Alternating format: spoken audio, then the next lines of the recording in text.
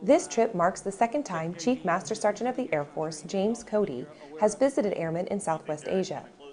Chief Cody says he took the visit to personally thank airmen for the work they do every day across the region. So we're just finishing up about a week over in the AOR, getting to see a lot of our airmen doing a lot of different missions. And what I would say is, first, our impression is how hard they're working and what a difference they're making. It's really, really extremely impressive. You know, their attitude, their motivation.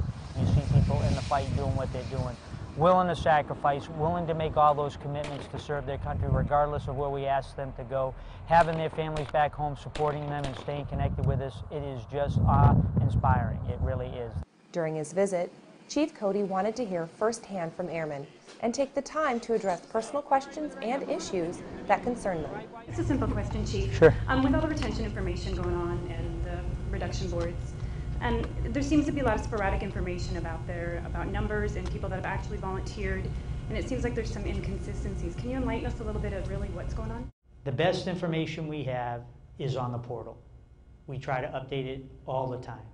There is no other source that has more information, and your commanders are getting their information from those sources. Airmen seem to appreciate the visit and the opportunity to speak to Chief Cody face to face. When Chief Master in the Air Force Cody was able to answer our questions, it made me feel a little more comfortable knowing about what I'm going to be looking forward to in the future of my Air Force. The experience was humbling. I'm really grateful that he was able to come by and answer these questions for us. What our airmen are doing is history.